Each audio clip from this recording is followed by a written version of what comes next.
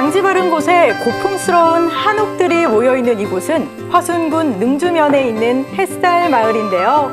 마을 이름이 정말 예쁘죠. 2년 전 전국 각지에서 온 귀농인들을 위해 마을이 새로 생겼습니다. 도시 생활을 그만두고 농사일에 적응해가는 초보 농군들. 벼가 익어가는 이곳 들론에선 자풀을 뽑는 일손이 정말 바쁘더라고요. 동네 분들이신가 봐요. 아니요, 좀 같은 조합원인데, 저기 막 귀농한 사람들이에요. 그래가지고 같이 농사 짓고 또 같이 식초도 만들고 그래요. 식초를 만들어요? 네. 네, 단순히 농작물을 길러 생산해서 돈 버는 일이 쉬운 일은 아닐 터. 그래서 지난해 햇살마을 사람들 중에 30여 명이 뜻을 모아 발효식초를 만드는 일을 새롭게 시도했습니다. 30여 세대가 함께 모여서 우리가 천연 발효식초로 옛날 우리 어머니들이 만들었던 천연 발효식초로 우리가 소득을 창출하고 일자리를 만들자 이렇게 했더니 오늘 현재까지 이렇게 좋은 결과를 가져오고 있습니다. 이곳은 천연 발효식초를 제대로 만들기 위해 많은 노력을 기울였는데요. 술을 빚어 식초를 만드는 전통 방식을 고집하기 위해서 술, 발효, 식초에 관한 전문가들로부터 기술을 배운 다음 수많은 시행착오를 거쳐야만이 가능했습니다. 이들이 직접 농사지은 곡물, 딸기 등 이런 농작물들은 발효식초를 만드는 재료가 되는데요. 먼저 가루로 빻은 흑미로 고두밥을 찌고 있었습니다. 네. 와, 고소한 냄새 나요. 이 고두밥에서 고소한 냄새가 가득 풍기더라고요. 뜨거. 이거 그냥 먹어도 지금 드디어 맛있잖아요. 고두밥 네. 완성된 거예요? 예, 고두밥이 참 잘 쪄졌죠? 이제 다 된 것 같아요. 와, 저 이거 좀 맛볼 수 있어요? 네, 옛날에는 안 먹을 수가 없더라고요. 이 고두밥 찔 때 너무 맛있게 옆에서 냄새가 나가지고. 엄마가 찌면은 맛보고 그랬잖아요. 한번 그럴 맛보세요. 것 같아요. 좀 뜨거우니까 조심해서 드세요. 아, 뜨거. 드셔보세요. 예, 조심해서 드세요. 예, 뜨거워요 많이. 고소해요. 예, 진짜 맛있다. 그 일반 밥 먹는 것보다 훨씬 고소한데요? 예, 그렇죠. 이게 지금 일반 쌀이 아닌 거죠? 예, 일반 쌀은 아니고요.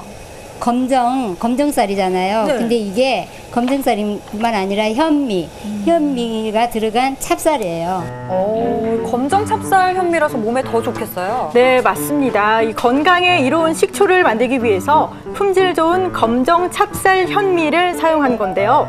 고슬고슬 찐 고두밥을 식히는 동안 식초 맛을 좌우하는 원료를 만들어야 하는데 그 원료가 이 동그란 물건입니다. 오, 지금 이거 뭐예요? 아, 이거는요, 지금 저희가 식초를 만드는 데잖아요. 네. 좋은 식초가 나오기 위해서는 좋은 술을 만들어야 되거든요. 근데 그 술을 만들어주는 누룩을 지금 빚는 중이에요. 아, 누룩을 빚으려고 이렇게 하시는구나. 현미를 갈았어요. 자, 누룩의 재료는 거칠게 분쇄한 통밀과 맵쌀인데요. 약간의 물을 넣고 버무린 다음 덩어리지게 손으로 꽉꽉 눌러줘야 합니다. 저도 두 팔 걷고 이 작업을 거들었는데요. 반죽이 잘 뭉치도록 힘을 팍팍 주면서 해야 하니까 이게 보기보다 쉬운 일이 아니더라고요.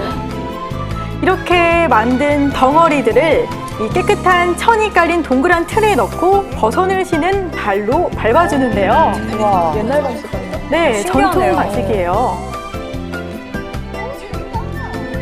이 틀의 가장자리를 버선발로 꾹꾹 눌러줘야 단단해지면서 누룩의 기포가 없어진다고 합니다. 발효제인 누룩은 술을 만드는 핵심 원료인지라 잘 띄우는 게 중요하잖아요. 지푸라기를 이용해서 누룩이 제대로 발효되게 하고요. 2달 동안 누룩 덩어리를 뒤집어주면서 발효시키면 드디어 완성이 됩니다. 네. 이렇게 잘게 빻은 누룩가루를 온기를 식힌 고두밥에 적당히 넣고 여기다가 검정 찹쌀 현미로 우러낸 물을 부어서 재료 배합이 잘 되도록 골고루 섞어주는데요. 이 혼자가 아니라 여럿이 모여서 일일이 수작업으로 해야 하기 때문에 여간 쉬운 일이 아니었습니다. 네. 이 식초를 만들기 위해서 먼저 술 만드는 작업이 굉장히 어렵네요. 네, 그렇습니다. 이렇게 곡물과 누룩을 혼합해서 숨 쉬는 항아리에 담고요. 잡균을 예방하고 또 골고루 발효시키기 위해서 가장자리에 이렇게 누룩가루를 넣는 것도 빠뜨려서는 안 됩니다. 밀봉한 항아리는 발효실로 입수되는데요. 적당한 온도와 습도에 맞춰 술이 빚어질 때까지 오랜 시간과 기다림이 요구됩니다. 얼마 전에 흑미술을 담근 항아리 뚜껑을 제가 열어봤는데요. 이게 흑미술이군요. 네. 고지에게 이제 이불 보쌈을 해가지고 3일 동안 이렇게 발효를 시키거든요. 그러면 그게 열이 올랐다가 깔아앉아요. 그러면 이불을 빼고 냉각시켜서 이제 자연스럽게 발효를 시키는 거예요. 너무 신기해요. 보니까 지금 살아있는 것 같아요. 소리 한번 들어보세요. 소리 들려요? 네. 들리시나요? 이 소리가 술이 되어가는 소리입니다. 네. 이 술의 향과 미를 제대로 내기 위해서 항아리 속 이산화탄소를 배출시켜야 하는데요. 이렇게 도구를 통해서 이산화탄소가 배출되는 걸 확인할 수가 있습니다. 6달 동안 숙성을 거치면 술이 완성되고 또 이 술이 발효해서 식초가 되는 건데요. 제가 이곳 문을 연 순간 코를 확 자극하더라고요. 냄새 짱이에요. 취하는 거 아니에요? 정말 취할 뻔했어요. 이 큰 항아리에 완성된 식초가 들어 있습니다. 와, 냄새가 최고예요. 저 취할 것 같아. 식초 냄새. 예, 식초 냄새, 전통 발효 식초가 이렇게 냄새가 정말 좋습니다. 우리 옛날 어머니들이 부뚜막에서 만들었던 식초 내음 그대로를 저희들이 재현한 겁니다. 처음에는 강하다고 생각을 했는데요. 계속 맡다 보니까 진짜 그 전통 과실 냄새, 과실주 냄새 같은 게 나기도 하고요. 그렇습니다. 예. 괜찮네요. 맡다 보니까 괜찮더라고요.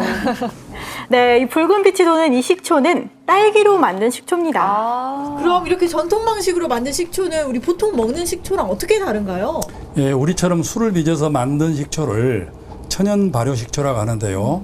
이 천연 발효 식초를 먹으면 첫째 피로를 없애주고, 두 번째 스트레스를 해소시켜주고, 세 번째 우리의 소화를 흡수시켜주는데, 이것은 제가 얘기하는 게 아니고 이 세 가지를 가지고 노벨 생리의학상을 받았어요. 네, 기름진 화순 땅에서 나는 산물과 정성 어린 손길들이 만나 완성된 천연 발효 식초. 이곳에는 맵쌀과 찹쌀, 흑미찹쌀, 그리고 딸기로 만든 식초를 생산하고 있습니다. 와, 식초 색깔이 정말 예뻐요. 예, 맛을 좀 보여드릴까요? 네.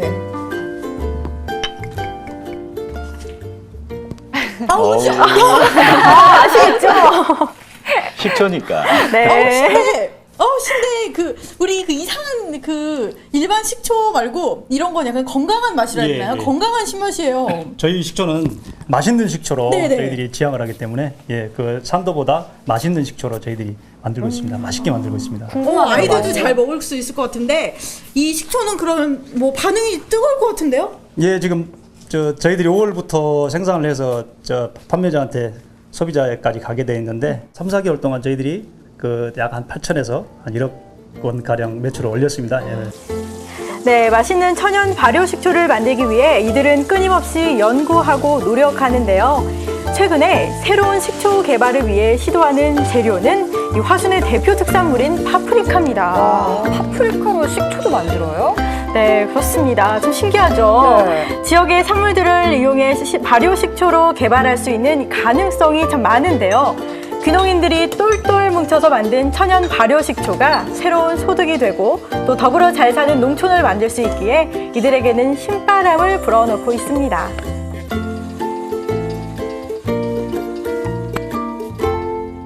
저희 식초가 너무 자랑스럽고 정말 자신 있게 판매하는 것이거든요. 많은 사람들이 많이 마시고 건강했으면 좋겠습니다. 귀농해서 조합을 만들었는데 저희 식초를 많이 판매해서 많은 소득이 조합원들한테 돌아갔으면 바람입니다. 귀농인들의 희망, 햇살마을 천연 발효 식초 화이팅! 화이팅!